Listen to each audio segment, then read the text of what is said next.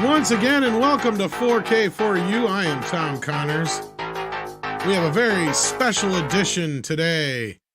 I got Mike here with me already, and joining us soon should be Greg. Valliant is away, so he won't be with us tonight, but somebody who is joining us tonight is one of the men who has worked in the industry since DVD has been a thing. We're going to get into all of that and more with Mr. Robert Meyer Burnett. Good afternoon, sir. How are you? I'm good. It's great to be here. Thanks for having me, Tom. I always love talking with you. So this is going to be fun. Great to have you here. And yes, Dr. Coffin-Nails, you made it on time. And Mike, long time no see. How you been? All right. Just been a little bit busy, so, Glad to have you back, my friend. And we're not even going to get into all the rumor stuff and all that kind of stuff. That was in an intro video today because we're going to spend as much time as we can talking to Mr. Burnett and seeing what it was like getting into this thing. Because, like, you got into Hollywood, what, sometime around 1989, 1990, somewhere in there? Yeah, my first official job in Hollywood, I was the art department production assistant on Leatherface, the Texas Chainsaw Massacre 3 for New Line Cinema the summer of 1989.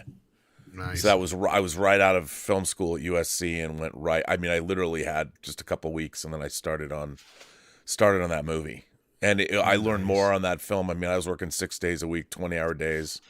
It was crazy, but I loved it. I loved it. Yeah, and of course, for some, that's like the last good Texas Chainsaw film. In fact, I think Greg would agree with that. Yeah, well, it would have been. You know, what was really interesting about that movie was it was heavily edited. Like the movie that was shot does not. They had so many problems with the ratings board, and even though there's a couple of different versions of the movie, it still doesn't represent what was shot. Yeah. There was some hardcore stuff in that movie that I would love to see the definitive version of that film. But it was interesting because New Line at the time. So they had just finished filming, like I was on the set of Nightmare on Elm Street 5. The Dream Child. And they were finishing up, so I watched a lot of the final set pieces that were shot for that, like the motorcycle scene. And then a lot of what was left on their stage, I had to pick up and bring to our set. So because they had two different production designers that were brother and sisters, CJ Strawn and Mick Strawn. And Mick was our production designer on Leatherface, and CJ was on Nightmare 5. And it was really interesting because a New Line back then was doing a lot of really cool low budget genre stuff like Jack Shoulder's The Hidden, and he had directed Nightmare 2. And so it was a lot of fun. It was a really fun time. And one of the things I always thought was a mistake, and I met Mike DeLuca. He was a young exec at New Line. Now he's running Warner Brothers. Yep. But I met him for the first time like one night, late night. We were talking James Bond movies in the office. But what they thought, and I always thought this was so silly, they thought that Texas Chainsaw was going to be their new franchise, not to necessarily replace, but to succeed the Nightmare franchise. Yeah. But the problem with that is that Freddy is a fantasy. Freddy is fun. Whereas, I guess you could say Texas Chainsaw 2 was fun, but the original Texas Chainsaw Massacre, which I can still consider to be, it's a masterpiece. Yeah. It isn't fun. it doesn't. You don't have fun being scared. We had this actual Greg and I just had this conversation last week, actually. Oh, so I mean, it's brutal. So you can't. It's not the same thing at all. And then when they ran into all this trouble with the ratings board and the movie got delayed, it really got neutered. The movie that was eventually in the theater was really neutered from what it had. I mean, the violence, the language, it was even compared to the unrated version we do have. Yeah, yeah. But Dr. Coffin Nails wants to know, how is Tobe Hooper? I don't think you worked with him at all. He had anything to do with 3, did he? No, he didn't. Although I did I did work on the Life Force Blu-ray for Scream Factory. So it was pretty cool because I interviewed him for that, and then I helped produce his audio commentary. So I spent the evening with him, and this was before he passed away, and he was I was going to say, how much before was that? Because I was going to say, that was... we lost a few years. Yeah, it was a few years before, maybe 2 or 3 years before. Okay. But he was great. He was so up for it because I'm a huge Life Force fan, and I was so happy that they put the international version, on that disc, because there's the 2 versions of Life Force, and one is significantly longer than the other. The American release isn't nearly as good as I don't think, as the international version. Even the opening credits and stuff are all different.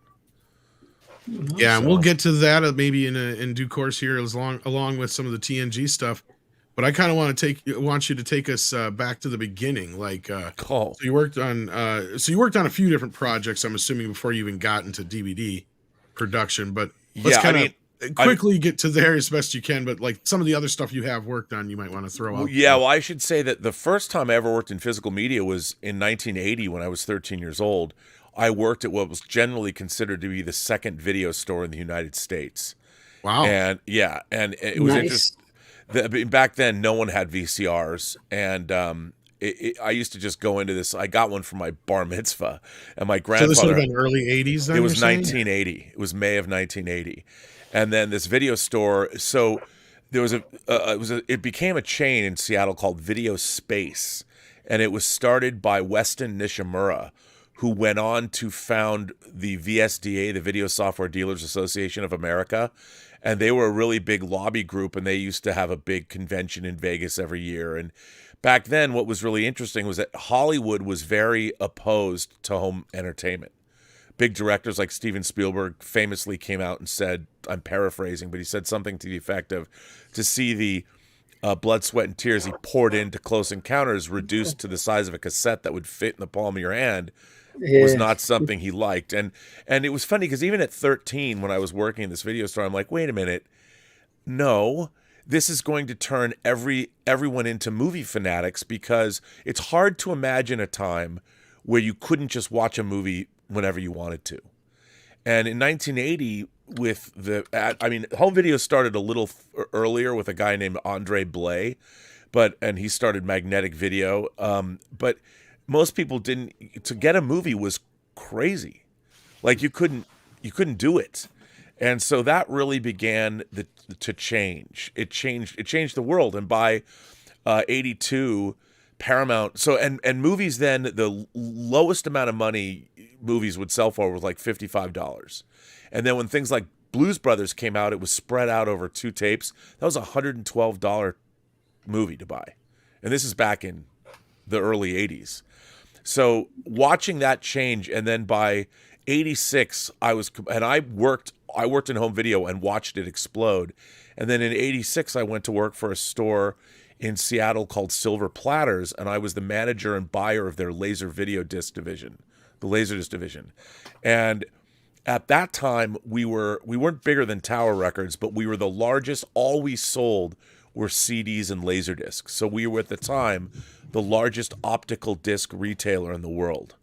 Right. And I was the manager and buyer of the Laserdisc division. And I was importing the very first letterbox movies from Japan, like Star Wars, and MGM had put out 2001 and 2010 and things like that. So, I watched the home video industry explode from a retail perspective. And it was really, and I was paying off a theater manager and a projectionist to film things off the screen. I'd take my camcorder in, and I was, I The mean, statute of limitations is up on that. yeah, You're good. I was selling. I mean, I was a full-on bootlegger, and I had 4 VCRs daisy chained in our downstairs, and people were borrowing. I mean, I was copying everything, and what's funny is how hot of an industry that was. Oh, and that's really what prompted Hollywood to get into the video game, right? And you're right, because going back just a little bit before we get to Laserdisc, because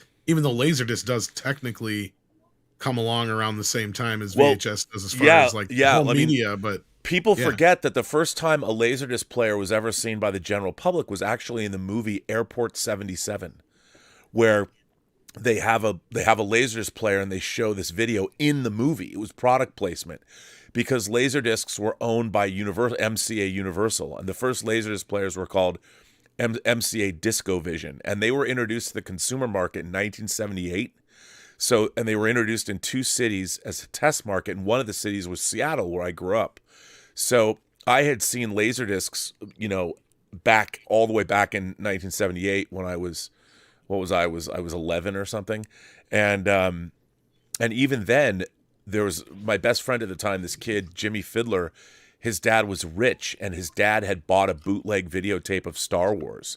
And we used to go, we were in elementary school, and we'd go to his house every day after school and watch Star Wars over and over and over. You could barely see it. Bootleg videotapes back then, if you looked at what they look like today. Because camcorders were shit back then, too. Everything was terrible. It was just terrible. And then the first time I ever worked on any kind of special features was actually in 1993. When I was hired by Full Moon. My friend Dan Schweiger hired me, and I work with Dave Parker, and I cut a behind-the-scenes special on the making of a movie called Spirit of the Night, a.k.a. Huntress. And would that have been that video zone for that one? Yeah, there was the video zone. There you go. Yeah. Awesome. And it was pretty cool. So that was, and they were coming out on both Laserdisc and videotape, and then that was when I also at the time edited my first feature with, believe it or not, Peter Billingsley from A Christmas Story. It was a movie called Arcade that Albert Pune directed, and people like John Delancey was in it. Megan Ward was in it. Seth Green was in it, and Peter was in it. And he took the job because he was the assistant editor on the film. And the film Arcade originally was edited in like a week. And then they dropped in these really horrible, the sequences in the game were shot on videotape, beta, digibeta or super beta or something, and they were terrible. And so Paramount refused to release the film. But they still owed the movie to Paramount. So I was hired by my friend Dan to work with Peter, and they were going to have new effects made and just drop in the new effects. Is there any truth to the rumor that Disney sued Empire of that film? I don't think so. I'd never heard that. Because they were always ripping off, and so the Empire was done by this time. So Empire had become Full Moon. Oh, Full Moon. Yeah. And so what was interesting, like that right there, that image was from the old version of Arcade, and then they changed that artwork. They kept the Megan. That's Megan Ward, and then they basically kept that, but then they updated it with the effects. So I called Dan Schweiger, my boss, who was in charge of this restoration project, and I go, Dan, this movie's really bad, and they didn't use a lot of the footage that was shot. Like half the movie we've never seen before. Well, and there's green screen effects that weren't finished. Yeah. No, I mean the live action stuff. It was cut so quickly, and I was like, "There's a much better movie here. Can we re-edit it?" And Dad said to me, he goes, "What do you know about editing a movie?" And I said, "Nothing, but I got an A in editing at USC. Well, how hard could it be?" And so Peter and I began. So Charlie Band said, "Okay, we'll let you guys re-edit the first 10 minutes of the movie, and if we like what we see, you can continue on." And we did that, and they were blown away, to be honest. And I'll say that Arcade went from being completely unwatchable to being, we made it really mediocre. And I was damn proud of that mediocrity. Nice. And it was nominated, it was interesting, it was nominated for Best Independent Direct-to-Video Release of of 1993. It lost to another full moon movie. But it was a really great experience because not only did we edit the film, but Peter and I took the film. Yes, that's the new artwork. Redo cover? Okay. Yeah, that's that's the 80. I got to get that from 88 Films. Yeah, I know. Just noticed that too. I was thinking the same thing. I keep forgetting that.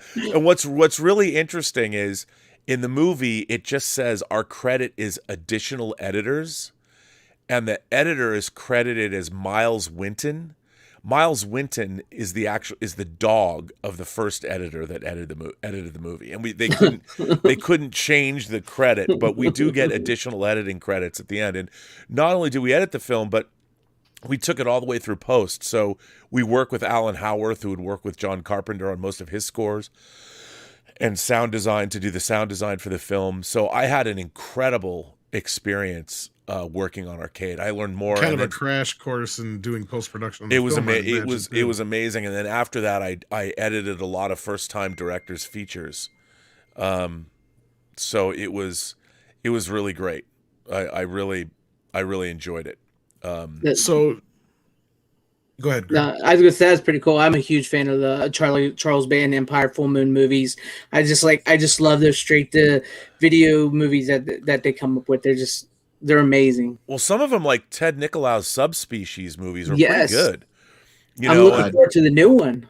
I just got to meet him this past weekend at Horror Hound in Cincinnati. Oh yeah, I mean, I really liked him, and yeah, he's made another Subspecies movie, and then Dave Parker premiered this past Saturday.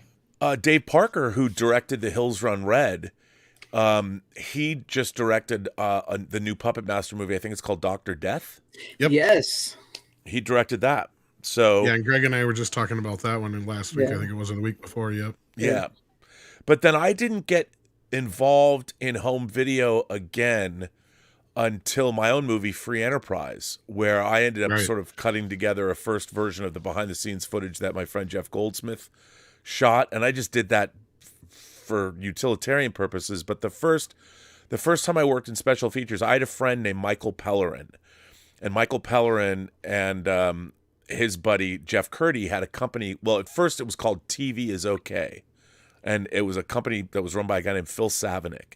And TV is Okay, and Michael Pellerin and Jeff Curdy had been working on the big white boxes of Walt Disney Laserdiscs.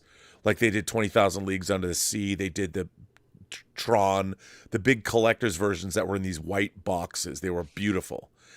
And then with the DVD world, that's Free Enterprise. That's the film I wrote and directed, and I did that documentary.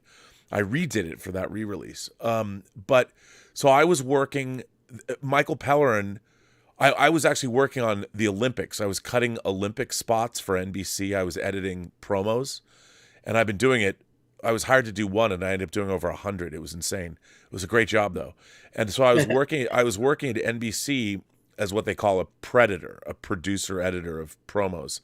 And Michael calls me up and he goes, "Hey man, would you want to come work on DVD special features?" Because DVDs were introduced in what I want to say 97, but by 99 and 2000 they had exploded. The DVDs were and the special feature market, and Disney was the best at that time in terms of studios, the best special features. And the first thing he asked me to work on was Fantasia. And I'm like, "Are you kidding me?" He goes, "Yeah, we're doing a box set of Fantasia and Fantasia 2000 called the Fantasia Anthology." And I'm like, "Oh my God, count me in." And so I went and I started editing pieces for him. And I went from the Fantasia Anthology to, there you go. Those are that Tron box set. Those are the white. Yeah, those are the ones that Michael had been working on. Those are the laser discs. So those, I didn't work on those, and but because then we were doing DVD, and we did things like the Toy Story box set. But I went from the Fantasia Anthology to work on the Emperor's New Groove. And what was really cool about the Emperor's New Groove is that we went down to Disney, to their animation department, and shot inside their animation studios and started talking to people, and we made it seem like it might be a show you'd see on the Disney Channel. And so I left NBC, and then I went to work full-time at Curdy Pellerin, and I worked on like Snow White, the Snow White box set, and then Michael said, "Look, we're going to do in 2002, we're going to do the Tron. We're going to take our Tron Laserdisc and turn it into that's it. That's the 20th anniversary of Tron." So Michael said, "Rob, go do the making of Tron, and you can do whatever you want." And Disney said, "Well, we want like 15 minutes." I'm like, "Fuck that! I'm like 15 minutes." I gave him an 88-minute documentary on the making of Tron. That was at the time it was nominated. Variety used to put on like the Academy Awards of DVD special features, and it was nominated for best retrospective documentary of the year. But one day, Michael walks in and goes, "So guess what, guys? We're working for a new company, not just Disney anymore." And I was like, "Really?" And he's like, "Yep. We're working for a new line. We just got awarded the Lord of the Rings movies. And we're going to do special features called the appendices, like in the actual books, and no holds barred.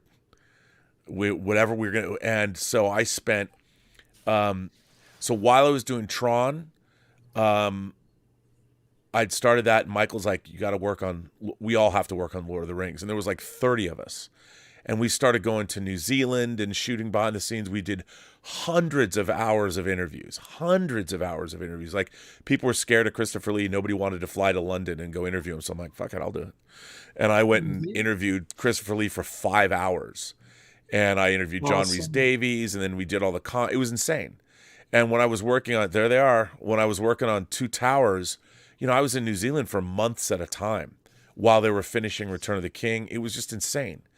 And then during that time, because I'd gone to film school with Bryan Singer, and I had known Bryan for years, I get a call from MGM, and they asked me, they're like, "Yeah, we know you work in home video, and we're trying to do a Usual Suspects special edition. Can you do it? We can't get Bryan Singer to call us back. But if you can get Bryan Singer involved, you can do the special features." And some of the interviews had already been shot. And I'm like, well, I don't know. I can't promise anything. So I called up Bryan. I go, "Yo," and this is while I was working full-time at Curdy Pellerin. So I would have to do this in my spare time. And so I called up Bryan. He goes, "Well, Rob, if you're going to do it, I'll do it." And I'm like, "Really?" He goes, "Yeah, I'll do an interview." What I didn't know is that Kevin Spacey, in order to be interviewed, had said, "You have to get all 5 Usual Suspects and Bryan Singer. And if you do that, I'll be in the documentary." And did that. And I did that with my company. I did it with Kerry David and also Dave Parker, who directed that Full Moon movie. And so I produced that, and we interviewed the suspects. And I'm really proud. Kino Lorber just released, well, not just, a couple months back, released The Usual Suspects in 4K, in 4K. And for the first time, they finally put all of our special features back into print. And some of them look a little ragged because they were done in standard def. But right. I'm still really proud of those interviews and everything we did. I thought that was great. And then one day I get a phone call from 20th Century Fox that I had not worked for. And this guy at Fox says, "So you're doing, we've gone into production on X-Men 2. You're going to do the special features for X-Men 2 and something we're calling X-Men 1.5. And I'm like, "Wait, what?" And he's like, "Yeah, the first X-Men came out in 2000, and we didn't know what we were really doing with special features, so we want a big full-blown special edition." And at the time, they were going to shoot 2 new scenes for the first X-Men, and they were the origin. They were going to be the origin of Storm, and then I want to say the origin of Cyclops, which they ended up not doing. They decided not to do it. But then, so I was producing while I was working on Lord of the Rings, and Tron. At my day job, I started my own new production company. I asked Michael Pellerin if I could bring the Bryan Singer movies in house, and he said no. That's it. That's the X-Men 1.5 disc we did. But now they have that. Yeah, they put those special features on the Blu-rays and stuff. So I was going up to the set. I was going up to Vancouver, and that's where I interviewed people like Patrick Stewart for the first time. And they were great. The cast was great. I thought we did great interviews. I mean, Hugh Jackman's still one of the most charismatic people I ever met. So I was working on both X-Men movies, Tron, and Lord of the Rings at the same time. And then after Two Towers, Disney called me up. This was after Tron. And they asked if my company, not Michael's company, this caused a little bit of a rift between us, if we would do Lion, the Witch, and the Wardrobe. And I was like, it was a lot of money. It was a huge contract. And I'm like, yep. And then Michael Pellerin had somebody work, this guy Kevin, who was working now on Lord of the Rings, and he called me up and goes, I need to meet with you. And he says, look, we were going to have you come back and work on Return of the King, but that's only, you can't take the job doing Lion, the Witch, and the Wardrobe. And I'm like, look, man, Michael asked me to start my own company, and I did. While I was working for you, you guys didn't want X-Men 1 and 2. You didn't want Usual Suspects. I even did Star Trek 5 and Valley Girl through my own company. You didn't want me to do those, and now you're asking me because it's fantasy related and shooting in New Zealand. It's the biggest contract I've ever had in my life in terms of money. So I ended up leaving Curdy Pellerin, and I didn't work on Return of the King. And instead, I went to New Zealand for 14 months with my team and worked on Chronicles of Narnia. And then after that, I came back. And during this time also, I was a producer on the movies Agent Cody Banks and Agent Cody Banks 2 Destination London, because I had also used money to buy the script for Agent Cody Banks. My partners and I bought that script, and we got it to MGM, and it got made. So what's interesting about Agent Cody Banks is that there's a lot of producers on that movie, but what you negotiate in a movie is you get what you want is a single card credit. So your name is the only name on screen. And I'm the only producer on Cody Banks that has a single card credit. Everyone else, even Madonna, has to share a credit on that movie. She was a producer on that movie. Wow. So I did that too. And then the last thing I did after Lion, the Witch, and the Wardrobe was I did Shoot 'Em Up for Michael Davis. And that was the first. Oh, no, that's not true. Pardon me. After Lion, the Witch, and the Wardrobe was done, how could I forget? I went to Australia for a year and did Superman Returns. I was waiting for that. I had it ready. Yeah. I totally forgot about that. Yeah, so I did that, and we did a 3-hour. It was going to be a 6-hour documentary, but then they cut. It was going to be a 3-disc set, but then they cut it in half, which I'd still love to go back. Let's slow down and talk about that a little bit if we can, because that's kind of one of the reasons I wanted you to come on today. Not just the history of what you've done, but what goes into one of these special editions. And I do remember there was a lot of hubbub around this at the time. And basically Walmart is to blame for the reason why we don't have a lot of special features anymore. And you want to kind of enlighten us as to why that is, Robert. So what happened with the DVD market? I mean, it had exploded from like 2000 to 2007, 8. And there was a lot of money. Studios were spending a lot of money on special features. And then what happened was Walmart at the time was selling like 45 or 50% of all the physical media in the world that was sold. It was through Walmart. And they didn't like the price point of special edition Blu-rays. So what happened was they wanted what were called in industry talk, vanilla only or movie only discs. And Superman Returns was unfortunately an early casualty of this. And we wanted to do a 3-disc full-blown set. I mean, we shot thousands of hours of behind-the-scenes footage on Superman Returns. And it was, to me, I wanted it to be just like Lord of the Rings, we shot a lot of great stuff. I'm still proud of that documentary, but we didn't have enough time to finish it, and it could have been much better, and it could have been 6 hours long. So what they did was they wanted a movie-only version, and then they wanted the special edition. And in the case of Superman Returns, the movie-only version outsold the special edition 8-2, meaning for every 10 discs that were sold, 8 of them were the movie-only version, and 2 of them were special features. One are the special editions. Now, I'm sure everybody watching right now is a special features fan, bought special editions. But unfortunately, the public at large doesn't care. Right.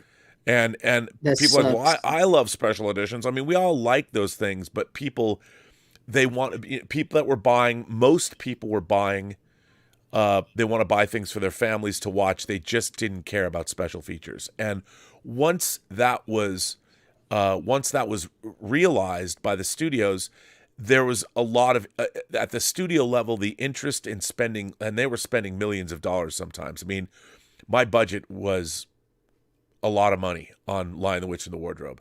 And I want to say for Lord of the Rings, The Return of the King, I think the budget was like $6 million just for the special features. Wow. And that didn't even include finishing the extended version, which was that was like $20 million worth of VFX work that they had to finish, because it's like 4 hours long compared to the 3.5 hours or 3 hours and 15 minutes of the theatrical version. So they did almost a full more hour of the film. But so that's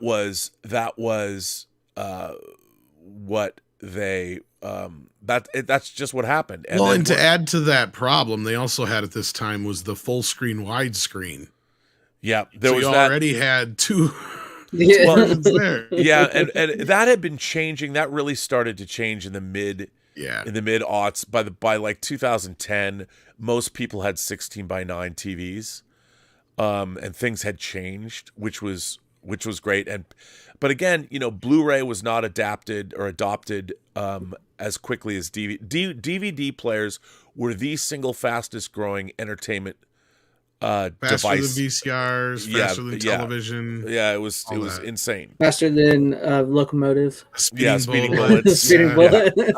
But no, like, and even to this day, DVD still outsells Blu-ray, 4K, and streaming. Yeah, it still does. It still does. And in a way, it sort of gave rise to, I think the greatest thing about the DVD market was we suddenly got an influx of a lot of cult titles, a lot of Japanese, Asian, and European films that we didn't get, we never could get good copies of, like Dario Argento's movies. And then the DVD market really brought in companies like Elite and Blue Underground, or all the different all the different companies.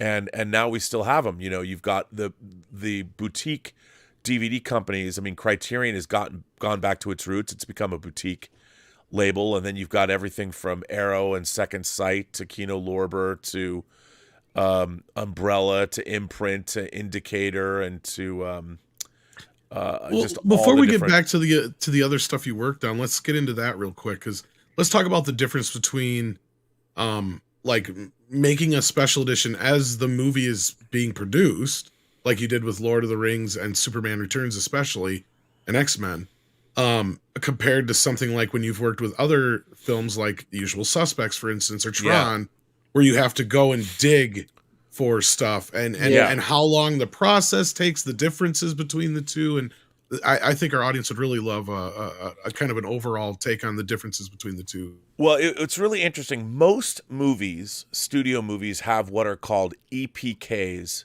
shot for them, which are electronic press kits. Now, in the day, even all the way up through the 90s, what they would do with an electronic press kit is they would shoot interviews with the cast and maybe some of the crew. Usually fluffy stuff, right? Yeah, but they were generic interviews that you could then, that local TV stations could intercut with their own. Kind of like they used to do with radio and records. Yes, basically back yes. So and these interviews would be just snippets. So you get these interviews on various subjects. Open-ended, that's what they're called, yes. Yeah, open-ended. And they would give you like 5 or 10 minutes of generic B-roll of behind the scenes. Just like here we are with clapperboards and things like that. The problem with those, and a lot of the time with movies that were shot, that's all the studio would have. So you wouldn't necessarily have behind the scenes footage of the shooting of a movie, which made doing really extensive special editions difficult.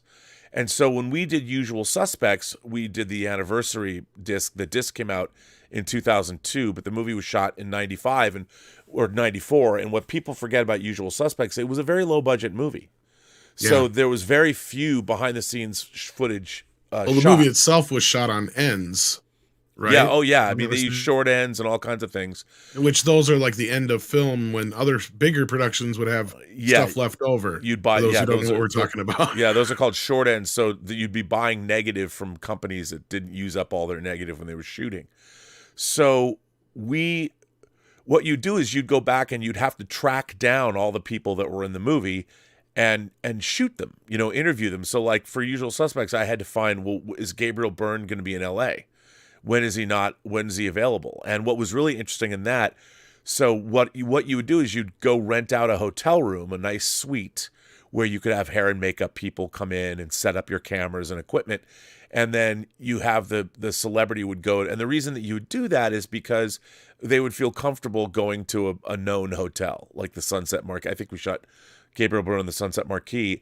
Well, at the same time, for that day, I'm like, so I've got my budget for Usual Suspects, but how can I maximize just shooting one person is you want to try and get more. I actually got Bruce Logan, the director of photography on Tron, to also come in that day and do his interview as well. So you're always trying to double up. But like, I've traveled. Even if you could maybe ask the same person about two different films, if you might be working on another you could special do edition, that, for instance. Yeah. And then the studio does then let you go through the archives or find whatever you can. But most of the time, look, if you can sit down and because EPK interviews are very, like you said, fluffy. So they're not really good to make big full-on DVD special or Blu-ray or any special edition discs because you really want to get into the nuts and bolts of the filmmaking process. Like what I later went on to do, I spent 3 years working on Star Trek The Next Generation and Star Trek Enterprise with Roger Lay Jr. and his company Urban Archipelago. And I got to sit down with the entire cast of TNG and all the writers and certain directors for hours and hours and hours on end. And it was incredible. I mean, something like Paramount, they at least keep a lot of their stuff under one roof. So what is it like when you have to go out and maybe license something or deal with something that may not be under the purview of the studio? That's another thing. If you want to license things, so you might have to go out and pay a licensing fee to use, like for instance, if you wanted to use Entertainment Tonight clips. With Star Trek and on Paramount, we used a lot of Entertainment Tonight clips because they had a lot of behind the scenes stuff on the sets because they would go out and shoot milestone, like so-and-so's leaving the cast today, or we're here on the filming All Good Things, and it was a great resource because they had actually shot behind the scenes footage. And so you either go license that stuff and that the studio would pay for that. But the most fun, the best way to do it is if we were embedded in the production. And on Lord of the Rings, we started, most of it had already been shot, but there was other documentarians on those sets, so we got those. But we also we re-recorded interviews with everybody. And our interviews were hours and hours and hours long. Like Michael Pellerin was interviewing Peter, and his interviews were like, for each movie was like 15 hours of film.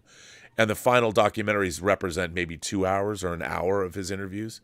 So there is a repository somewhere of tapes of hundreds of hours of interviews of everybody that was involved in Lord of the Rings. I mean, I've often thought that they should have a subscription service and just put the raw tapes up, or just edit them and then put up just for historical purposes. So, and like with X-Men 2, I didn't have enough of a budget where I could just hang out all day. But I did fly up back and forth and do interviews, and when I was there, shoot behind the scenes and gather material. And it depends. I mean, you look for stuff, but with Superman Returns, Brian wanted me there every day.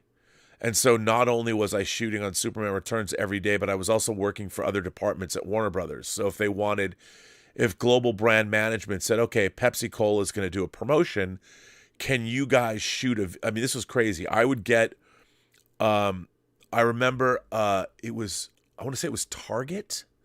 Target had a new slogan, not in the United States, but it was 100% happy. We're going to make you 100% happy. So I'd go to Brian and go, okay, Global Brand Management at Warner Brothers wants to do a video. So we would send a video to, they would have conferences or meetings with these companies and to try to get them excited about becoming a sponsor. Like when you see Superman Returns on a Pepsi can, the studio would have to convince those companies to come in and sponsor, and they'd pay money. So we would do these, what we call them corporate sponsorship videos. So I'd get a call from Global Brand Management. And they're like, okay, we're going after Target, and they have a slogan called 100% happy. And then I would go to Brian and go, okay, Brian, and no other filmmaker in the world ever in the history of Hollywood has ever done this. But I would tell Brian, because he loved doing this shit, because he knew it was good for business. So he would be like, and this was in the bar that actually I appear in the movie, the bar where Clark and Jimmy Olsen are sitting watching the space shuttle being tested. And we're shooting that scene, and Brian stops and goes, cut, cut, cut, and would go, Brandon, are you 100% happy with that take? Because I think I'm only about 50% happy with that take. And he would do this all day. And I'm sitting there, and this is just, no one even knows why he's saying this, but I'm shooting it all, and I'm sitting there next to him at Video Village with my laptop, and I'm editing these corporate sponsorship videos where he's doing this. It's a montage of this happening all day. And then Brian's like, I think I'm finally 100% happy. And then boom, I put the Target logo up or whatever. And then I would leave the set and go to our post house that was doing our dailies and satellite this video that I cut that Brian would have approved back to the States. So Warner Brothers would then have that video. And we did those throughout the production. And I mean, they were crazy. Like when we did a KFC video, because Brian loves Kentucky Fried Chicken, and we had shot at various Kentucky Fried Chicken locations throughout Australia. And then finally I said, Brian, they want us to do a Kentucky Fried Chicken corporate sponsorship video. And he goes, oh my God. And at lunch, we left Fox Studios Sydney and we went to downtown Sydney, and we went there to pretty great Kentucky Fried Chicken. And he was walking up to random people going, so what did you order? Oh, he goes, that's the 3-piece feed, isn't it? And it was absolutely insane. And then we made this KFC video and sent it to them. I mean, and Brian's literally talking to rando strangers, the director of Superman Returns in a Kentucky Fried Chicken, and nobody knew who he was. No, but it was hilarious. It was hilarious. Well, I gotta ask, what was it like? I gotta imagine you were part of, or tell us what it was like working with the whole crossover thing with King Kong. So for those who may not remember, So back in, I remember seeing this shit when it came out. I'm like, what the fuck? back in 2005 and 2006. So while we were making Superman Returns, Peter Jackson was making King Kong in New Zealand, and we were doing Brian's vlogs. So we were doing every couple of weeks, and it was really interesting. So Adam Robitel, who now has directed The Taking of Deborah Logan in both escape room movies. So he was cutting, he and we had our little cubicles right next to each other. So he was editing Brian's blogs. So every 2 weeks we would release, to promote the movie, something that dealt with some aspect of production. And they were kind of these funny blogs.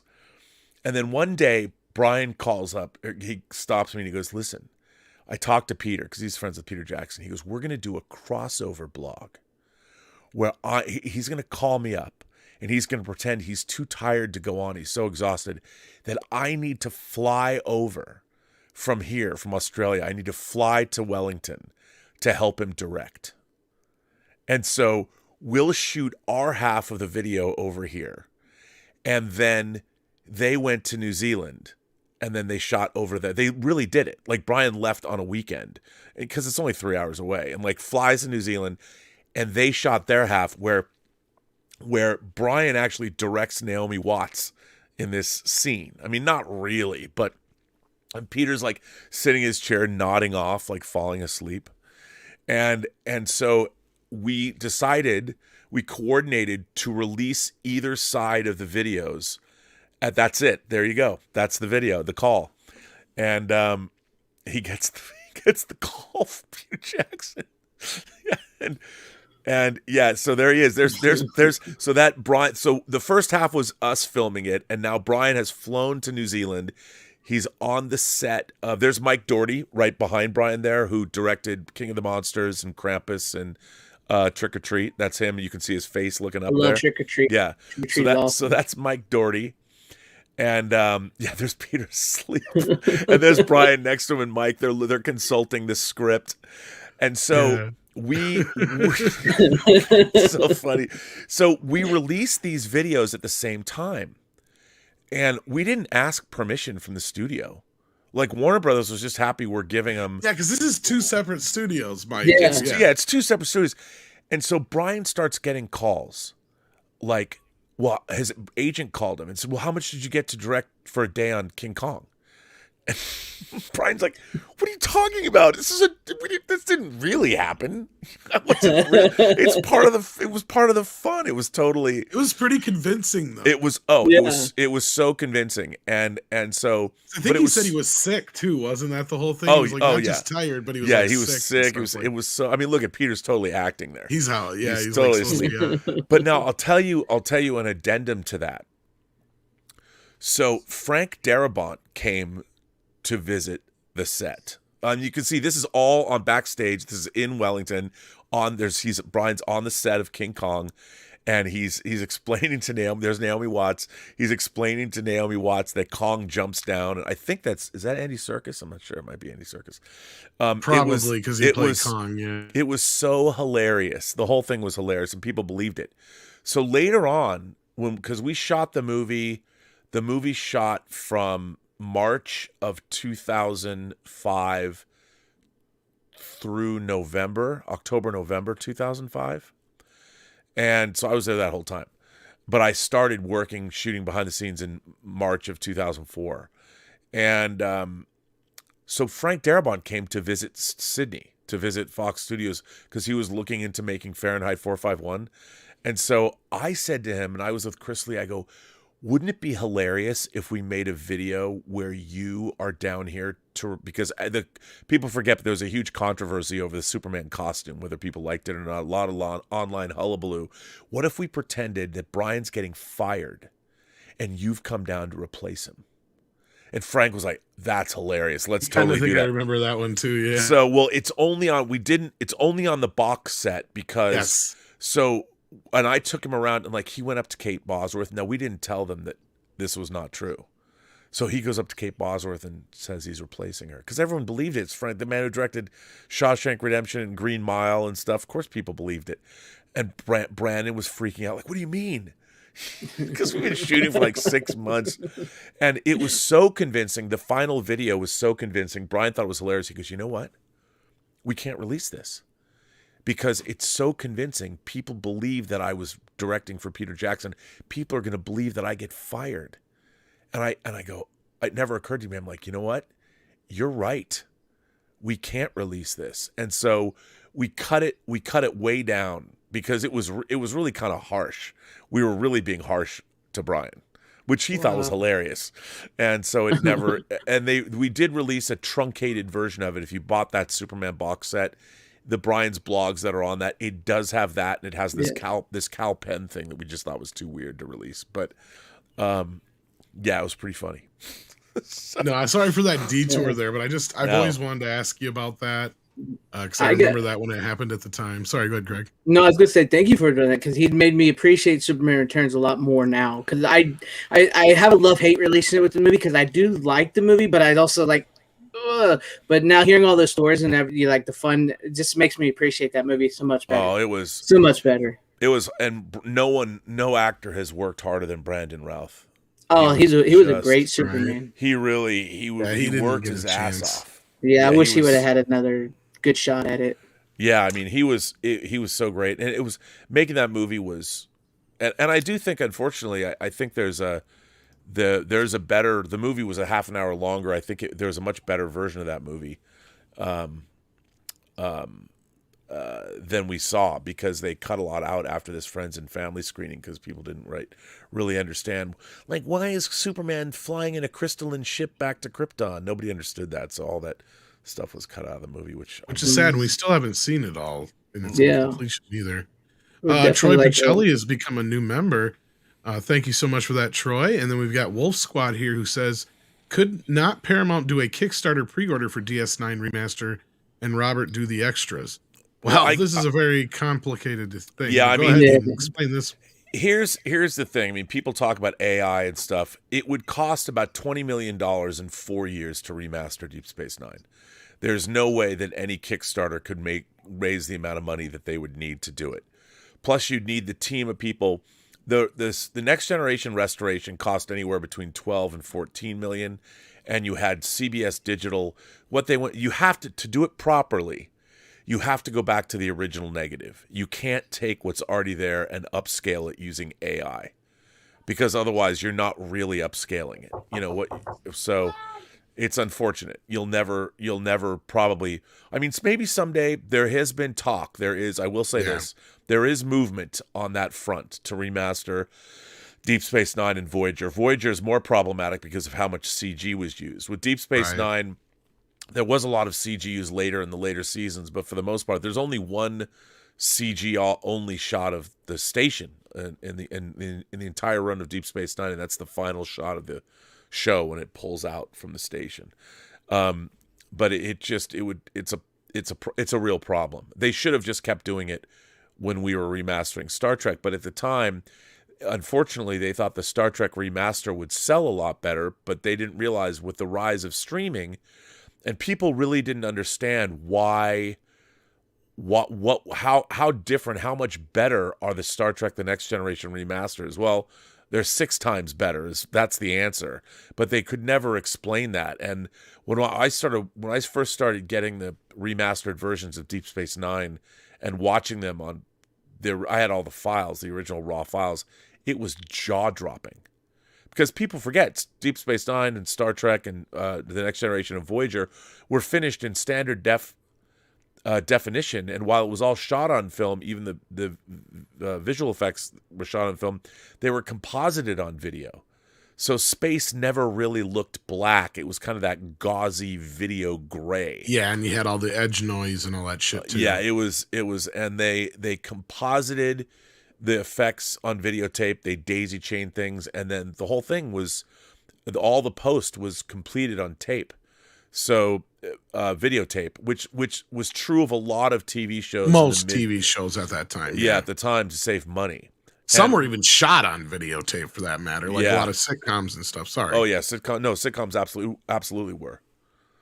So, but yeah, it would just need a lot more money, and then also with TOS and Enterprise and Next Generation. Unfortunately, at the time, they were only finished in 2K. So, or HD. It'd be nice to go back, and I'd love Next Generation to have been done in 4K. So yeah, that was a missed opportunity, it feels like. And of course it was just, but they didn't have exactly. It was like, it was one of those things that nobody knew it was on the horizon or whatever. And it's sad but true, but at least we've got them in this format. Yeah, they look fantastic. Without jumping too far ahead, let's get us into Star Trek and all that endeavor. Now, because you did mention you worked on the Star Trek 5 DVD. Yes. Is that, I imagine, how you kind of got involved with the TNG, or no? It was Star Trek 5 was they weren't happy with what was being done already, and it was really, that whole situation was not great, because the way I got into it, a old college buddy of mine wanted to do it, and he worked at Paramount and got me the job, but then he wanted to produce it with me, and it was a conflict of interest. But I will say that I did a great interview with Shatner for Star Trek 5.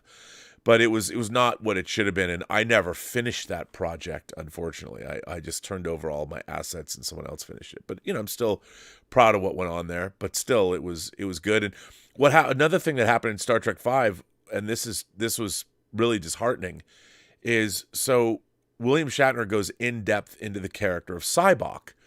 And he talks about how, and this will give you something about studio politics. Shatner talks about how Sybok, the character of Sybok, was inspired by Timothy Leary. And Timothy Leary was a counterculture figure of the 60s he was a big advocate of taking LSD trips to expand your consciousness and everything. And they made me cut all of that out of the audio commentary. And that's when I started having friction with Paramount. I'm like, I promised William Shatner you could get his say on this movie, and what's wrong with Timothy Leary talking about Timothy Leary? He was a real figure. Well, Star Trek's never dealt with drugs. And I'm like, what are you talking about? Star Trek has always dealt with drugs. We had From the very first season of TOS, you had Mud's Women and the Venus Drug. The first season of Next Generation has an episode one called of the most famous ones, Symbiosis. Where you've got one planet has hooked this other planet on space heroin, essentially. Oh, yeah. And there's all kinds of things like that, and so so it was. By the way, this Luca Rocks says, "What was Shatner like?" Well, I did write and direct a movie that starred William Shatner called Free Enterprise, so you can go check that. He was great. Every time I've worked with Shatner, he was great. Look up the trailer for Free Enterprise. You can't find the movie anymore, but hopefully I'll change that this year. But you can see the trailer, Free Enterprise trailer. Oh, whoa! Hold up, time out. What do you mean this year? Because... Well, I mean, I'm hopefully this year. We're trying. Now, don't you tease us now. We're trying. I want it so badly. Don't you be saying, "Oh, this, that, and the other," and be like, "Oh, no." Is there something in the pipeline, perhaps, or are we just? Well, the big holdup is we have to. Our executive producer has to allow us to do it. Gotcha. And he's for various reasons has not yet. So hopefully.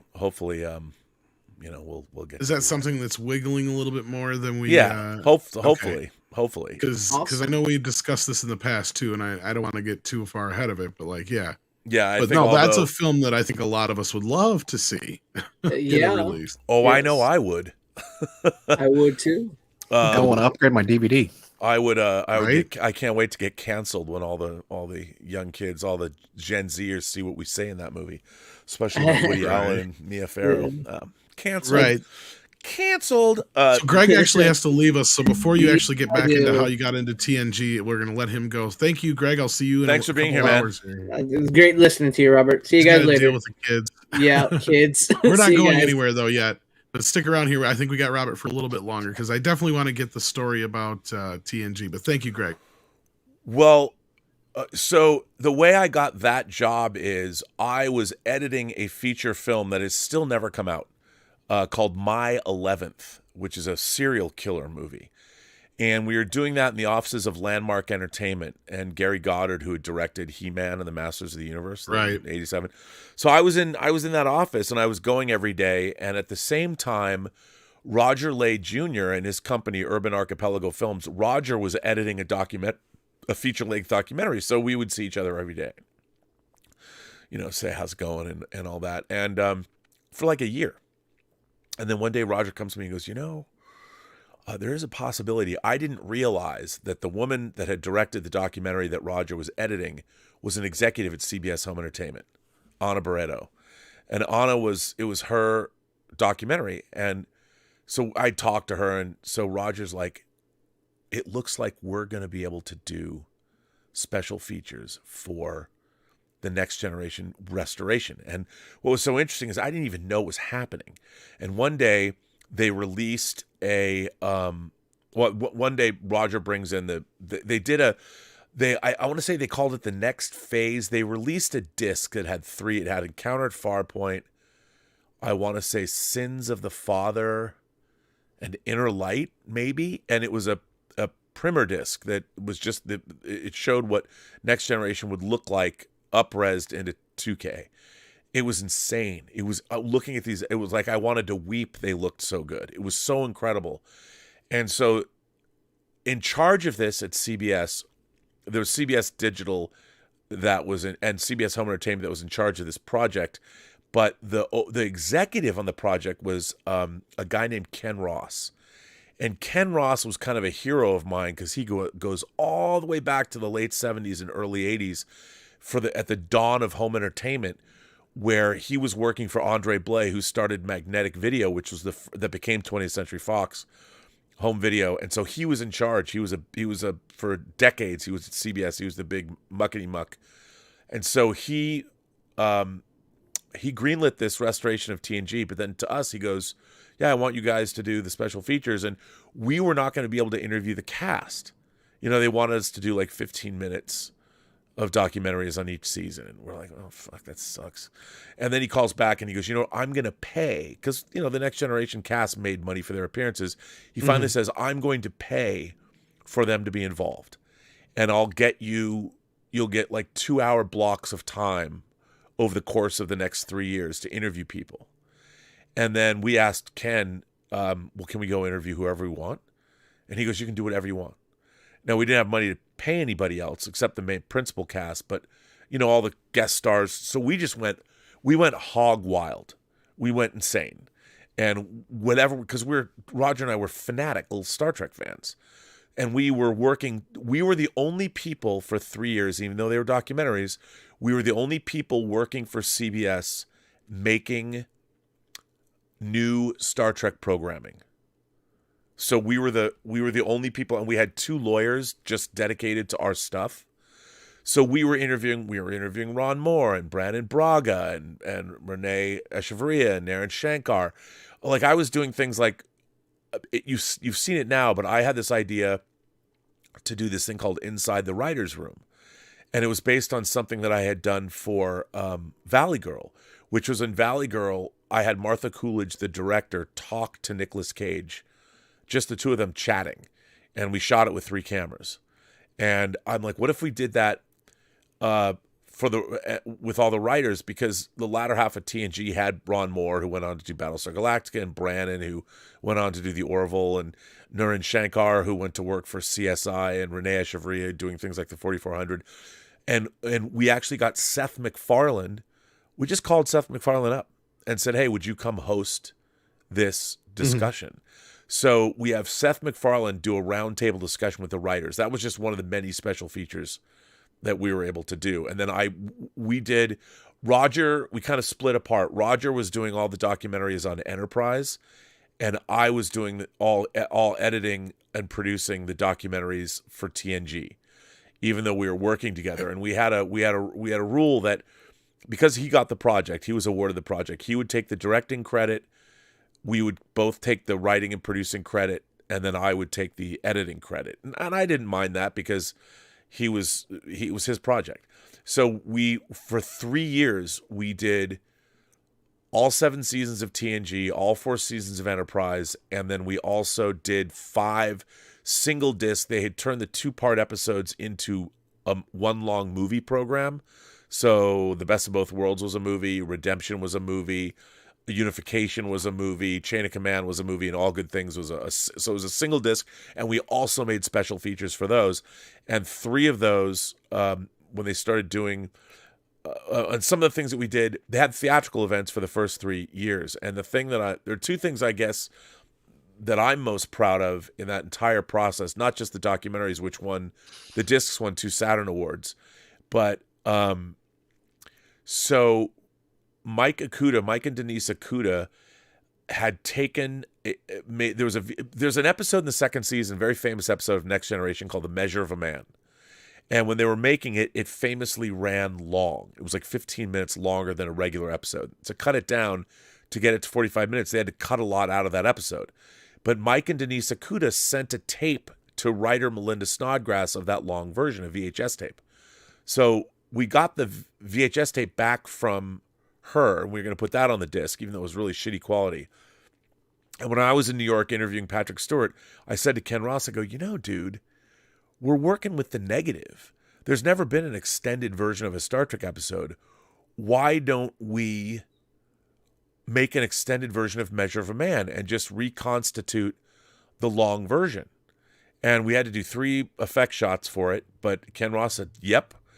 And so the second theatrical version to promote the discs, we showed Q Who, and the Measure of a Man, the extended Measure of a Man, had a theatrical premiere as part of that Fathom event in 1,200 theaters across North America.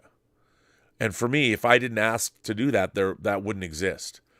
And then the other cool thing that's on the 3rd season, even though I've told this story before, I'll tell it again. So there's an episode in the 3rd season called The Most Toys, about this collector named Kivas Fajo, played by Saul Rubinek. Well, originally when they shot that episode, there's a little person, an actor, a little person named David Rappaport, who you might know from Time Bandits. He led the Time Bandits in the movie Time Bandits. He played Kivas Fajo the first day they shot. They only shot for 1 day, and the next day, they shot on a Friday, and the next day he tried to take his own life. And so they had to replace him. He succeeded in taking his own life a few months later, unfortunately. There you go. So that footage of no one had ever seen it. And I didn't even know if it existed. So I call up CBS Digital and I go, hey, in the 3rd season, if you come across this footage, probably wrapped up, probably untouched, if you could transfer it, because they would just give us whatever we wanted. It was great. If you could transfer it, I'd love to get it. So one day I got a drive with all of the dailies, which is all the raw footage that was shot that day. They'd synced up the sound. That alien makeup we'd never seen before. And so I edited the scenes that were shot. They're all with Data. And there was one scene that was shot on his side of the conversation he has with Picard on the Enterprise D. And I cut it together. So I've actually, for me, edited Star Trek The Next Generation footage no one had ever seen before. And it's on the 3rd season DVD. And it was funny because I made it look so convincing. When we first sent it in, the studio kind of freaked out. The 2 lawyers were like, what is this? And I had to explain what it was. And there was no SAG paperwork. They had no evidence that had ever been shot. I'm like, well, here's the evidence. It was shot. And I had to explain, and they were not going to let it on the disc. And I said, look, man, this was the last thing David Rappaport ever, that's Saul Rubinek who took over from him. So there's the difference between the 2 characters. And so the studio, in a very cool move, the studio CBS contacted David Rappaport's next of kin. And we said it was okay. Not only was it okay, but they would be honored because it was the last thing he shot. No, normally a studio's answer is always no. Right. But for the most part, Roger and I won most of our battles. There were some battles we didn't win. But yeah. Because I remember one you specifically said was you guys had asked the TNG crew who they'd like to see play themselves in a Star Trek 09 type reboot, and that was something that the studio went. Yeah, so another fun thing I got to do that's on the season 2 set. If you buy the box set, all the seasons are there, so you get all these special features. But so we're doing season 2, and when I first started up in Calgary, up in Canada, they were having the first 25th anniversary celebration, and all the cast was there. And so I suggested, well, what if we recorded a roundtable conversation with the whole cast? And I thought we'd get a celebrity host to do it, and then Ken Ross said, no, you're going to do it. He said, who knows more about Star Trek than you do? You're going to host it. And so I do. Troy Pacelli asks, that extended version of Measure of Man is on the season 2 box set. It's in the full series box set. It's all there. So you don't have to watch the VHS version. So it's on the season 2 set. Yes, and I've seen it. And along with my roundtable conversation. It does exist. It exists. Everything exists. And except one thing. I'll tell you about that in a minute. So at the end of the roundtable conversation that I'm having with the TNG cast, somebody asks, well, because Star Trek 09 had come out and Into Darkness, I think, had just come out. Somebody said, I wonder what it's going to be like when they reboot us.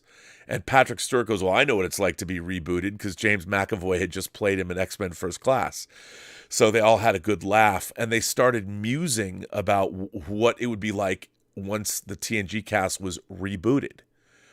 And when I submitted the piece to Paramount Legal, or CBS Legal, they said, under no circumstances can you say anything about the 2009 films. Because the way it worked was Paramount had to license Star Trek from CBS, who were the rights holders, in order to make the movies. So it was a different license. And I don't know about the 25% thing, but it was a different license. So we could not say anything about, which is so silly when you really think about it, because one, it was a really fun bit when they were talking about being rebooted. It was delightful, and of course it's in the popular cultural zeitgeist, and they probably could have gotten away with it because it falls under fair use. It's a documentary.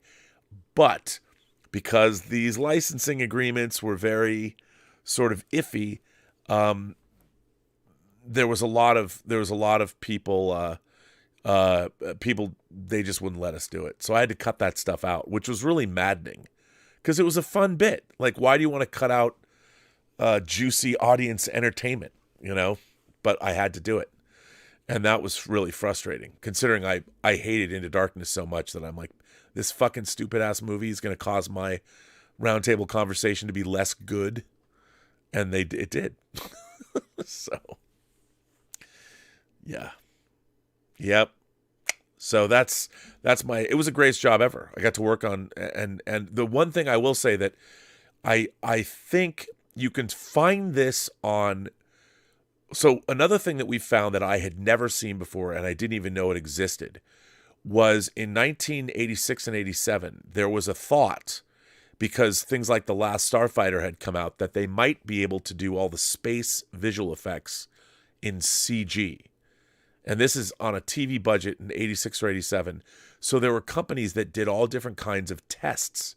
And we found a tape with these tests on it. And I'm like, oh my God. So I did a 15-minute documentary called The Trek Not Taken. And they wanted something that Best Buy could have as an exclusive that you would download. It was downloadable content, DLC. And the thing was that they converted, the whole point was to have high definition content. They took this documentary that I made, which doesn't appear on any disc, and turned it into a standard definition download so the download speeds were acceptable. And it never appeared anywhere else. So the only way you could get that, and every time I've tried to repost it on YouTube, it always gets flagged and it always gets taken down. Mm-hmm. But somebody did post it. It is, or it was, on YouTube somewhere. And I'll see. I'll see if I can find it. Yeah, feel free to. I mean, let's see. And it's pretty. I mean, it's very academic, but it's still. Well, and Trek fans give a crap about that stuff. Yeah, here it is. I found it. Everything, I found it, so. And it looks great. So what's really interesting about this is, so here's this. If I'll send it to you, Tom, and you can put it in the chat. Will do. Here is the link. Got it. So there's the link on YouTube, and it's what I love about this documentary is I was able to get a lot of effects elements and like all the different elements per shot, and you can see it's total visual effects porn, and then it does show footage that no one's ever seen before, and it really bummed me out because I really was so excited to do this. Yeah, this looks like an interesting documentary because this was something I was actually going to ask you about, was because the original effects, they were composited on video even for TNG, right? So you guys had to recomposite that stuff for these remasters, right? And you see how it was done, and because all the elements were shot on film, they had all that. That's why the effects look so good. They actually look amazing. Yeah, and you see a lot of these composites on this particular documentary. And Gary Hutzel, who worked on Battlestar Galactica, is in this documentary. And you see a lot of, one of the things that we had with the ILM, all the ILM shots that they did they did the pilot. ILM did the pilot, and I had a tape of all their effects elements. And I used a lot of that in this documentary. So it's VFX porn. You can see a lot in here. It's pretty neat. Well, we threw the link there in the chat. It's pretty academic. So yeah, check that out. And it's too bad that this is not on any disc anywhere. But what's interesting to me about this is that somebody actually has this. This is an HD version of the documentary. This is not a standard def version of the documentary. And it was, this is interesting. It says, as an HD download included as a code with certain German season 4 Blu-rays. Okay, so this came from somebody, from a German download. Gotta love them Germans and their Blu-rays. I do love them. We do indeed. Yeah. Yes, so and hopefully Paramount will just leave it up there because I was very happy that I did this documentary, and it was, finding all this stuff was this one was certainly a labor of love on my behalf. I don't know if anybody this one looks interesting. It's really, I'm very proud of this because I like this kind of stuff, and I like the one you posted I think it was last week, about how you guys had bantied about or talked about maybe doing TNG in 16:9, which you could have gained a little bit on the sides here and there, but you would have lost a little bit on the top and bottom, so you decided to go with the 4:3 instead. We never could, because all the effect shots were done in 4:3. There's that you would have had to have blown into the effects and stuff. So it was really thought to try and recreate. Like there's even things. There's even like certain effect shots and the size of things if they wanted to go back and recompose it. But the thought was to recreate Next Generation to be as true to its original vision as possible. So that was what dominated all of this. And I don't want to keep you too much longer. I don't know how much longer you got here, because it seems like we might have to cut this into like a 2 or 3 part conversation of sorts. Because there's so much more to dig into that we haven't gotten to dig into it yet, since we jumped ahead to TNG, and I'm sure you could talk all day just about that experience alone. Oh yeah. But there's more stuff I want to dig into here, and because even just recently you worked on a special edition that probably has some of the most special features ever. Oh, the Hills Run Red. The Hills Run Red. Yeah, the amount of stuff that you put on there. Go ahead, Mike. What'd you say? I said that's a great disc. Yeah, maybe it's funny. I thought the Free Enterprise disc was the most self-indulgent DVD ever. But so during the pandemic, right when the pandemic had broken out, Scream Factory announced that they were going to release the Hills Run Red.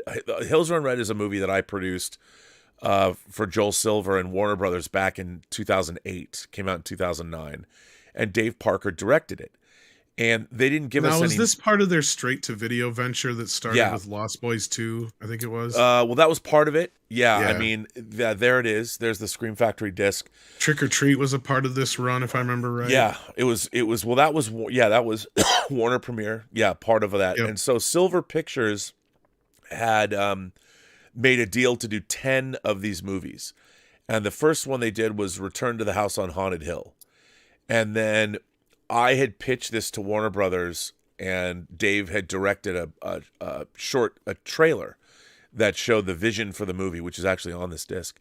And they bought off on it, and it was their second movie. And the third movie they were going to make was called Cheerleaders in Trouble, and it never got made. They pulled the plug on these because they figured, well, why should we make these movies for $3 or $4 million that make $20 million when we can just continue to make $100 million movies that make $1 billion? I'm like, because... you're getting, it's like M. Night Shyamalan or working for Blumhouse. It's Blumhouse. That's what you'd be doing. And hopefully the people whose movies, so we were the last part of this run. They continued on and they made other live action movies, but this Joel Silver collaboration ended for a number of reasons. So this was the last one. But when we shot it, they didn't give us any money really to do any behind the scenes. So I took my own camera.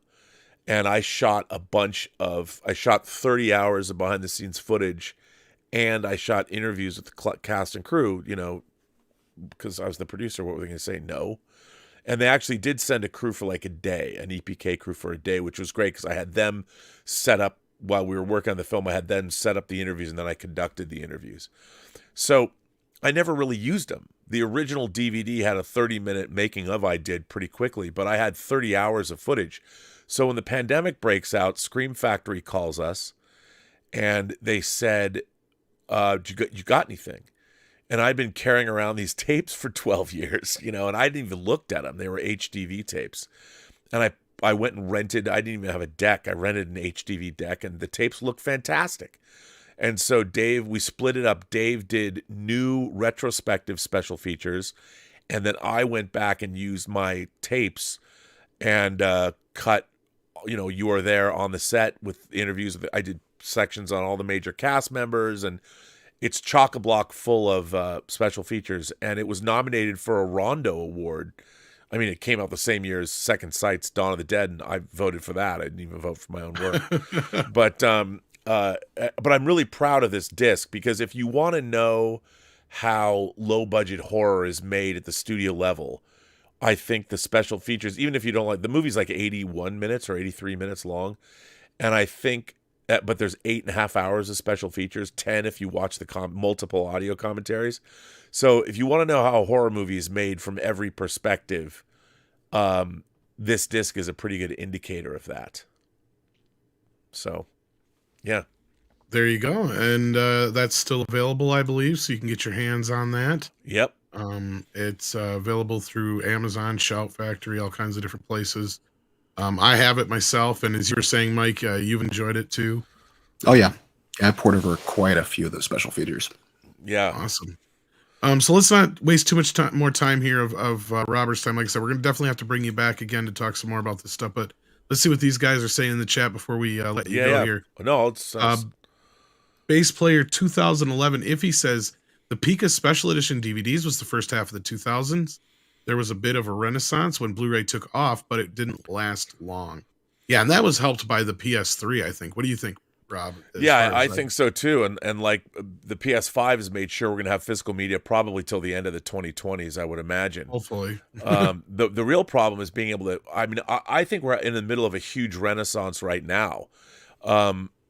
4K stuff, the boutique labels are putting out incredible, especially for genre films. I mean, what Second Sight did with Martin, Vinegar Syndrome, and some of the other Vinegar ones, Syndrome. yeah. They just announced Showgirls. I mean, Vinegar Syndrome's done an incredible job.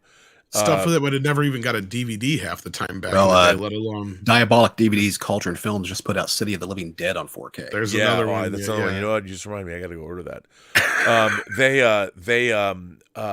We're getting all kinds of crazy shit now, and it's fantastic. I mean, this week I got Martin from Second Sight, and then I got the 4K good. Amazon canceled my Martin one. They did? Yeah.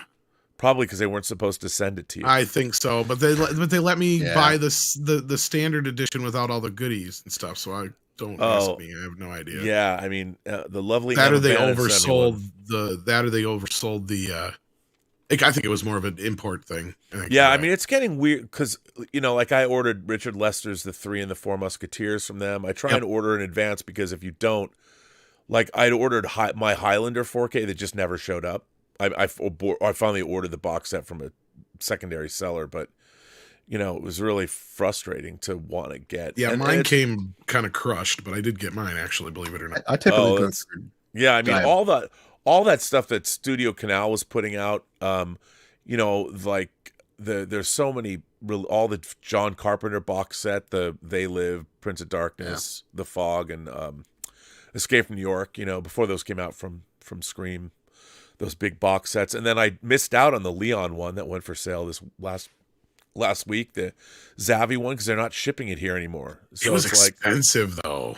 I know, but it was dope. I just wanted. It was dope, but I'm like, I already got. I know. I didn't need it, but I just love those box sets.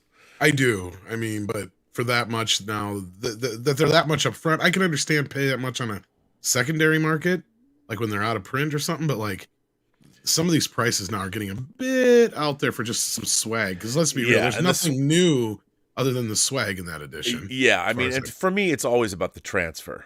As long as it has to be about the transfer. And I do like the 4K premium format versions because that's where physical media will end. That'll be the last time. Not only that, this is the first time we've ever. I mean, Blu-ray came close, right? But this is the first time we've ever had in our homes what is arguably a better looking picture for most of these films than what you could have seen going to see them in the theaters. Yeah, it's true. That is true. Because we're getting the negative scans usually. Yep. And so what would you say in the last year or so has been what you would consider the creme de la creme of the scans that you've seen in the last year or so? What's your favorite one? Oh, that's tough. I have to look. Think about it if you need it. I have to say, like the Quentin Tarantino, Pulp Fiction, and Reservoir Dogs are. They do look good. You know what I watched the other day that looks incredible is the Clive Owen film Croupier, that came out. That's a British disc. It looks amazing. But there have been the Batman is an insane. Top Gun Maverick, but even like these low budget. Like Martin, I used to own a 16 millimeter print of Martin, and I mean, the Dawn of the Dead looked incredible, but Martin looks incredible, and that was shot in 16 millimeter. I mean, it's incredible, and to see some of the even the Criterion stuff the 4K versions. I think my favorite might be Wings of Desire, because Wings of Desire always looked terrible because they were only going back to dupes. They never could go back to the original negative. And Henri Alekin is one of the greatest black and white photographers who ever lived. He worked on like Jean Cocteau's Beauty and the Beast in the 40s. And Wings of Desire is one of my favorite movies of all time. And I could not believe it when I put it in. I've seen it so many times. I'm like, I was blown away because, you were seeing a copy of, like, I think they have a whole piece on the restoration of the movie on the disc. And we were looking at like a 6th generation dupe. That's what we'd always been seeing, because they couldn't make, because they had to transfer the black and white film to color stock in order to print the movie, because it's in black and white and color. So you never got the richness of the original black and white negative. So seeing it, I was like, oh my God, it was incredible. But there's been so many. Streets of Fire. I just watched Streets of Fire. That's another good one. It looks amazing. Oh my God. Highlander. Highlander looks. I mean, Highlander was a good one, considering it's an older scan too. And it always looked like shit on disc, and it looks incredible. Well, I don't think it ever had a format that could handle the grain structure of that film. Well, that's the thing, is a lot of these companies, they've been afraid to let some of the grains. This is where I've had a very love-hate relationship with Paramount, because I swear it's like they have 2 or 3 different people working on some of these or something, because some of their scans come out looking gorgeous, and some of Paramount scans are just chock full of either a bunch of noise reduction, or there's some kind of new version of it where it sucks out all the grain, and in it sucks out all like the life of the film. Yeah, I mean, the thing about what they're doing when they're not taking the grain out, they're blurring it. They're actually blurring the image, so you don't see the grain, and that's why everybody looks so waxy if they have too much DVNR or DNR, digital DNR, right? And I mean, I know everything has some manipulation on it because they have to even it out, and there's all kinds of other things, but like Paramount's been a bit uneven. I mean, they're getting a bit better, it seems like, but yeah, it really. I can't remember if it was you or somebody was saying something about they got somebody new in their home video division now working on some of that stuff, I believe. Yeah, I mean, what's interesting is they got rid of all the people that knew what all the studios got rid of everybody that knew what they were doing because of they all aged out, or they're too expensive to keep. But now the studios have realized that like Disney's going to make more of an aggressive push back into. I think Warner Brothers has always, for the most part, done a pretty damn. Warner's has been pretty, yeah. I mean, I just watched Training Day, and that. I mean, I would expect it not to look great. I was a bit depressed when they decided to close down their facility, but yeah, like. Well, I'm really glad they did. They reversed course on Warner Archive. Ooh.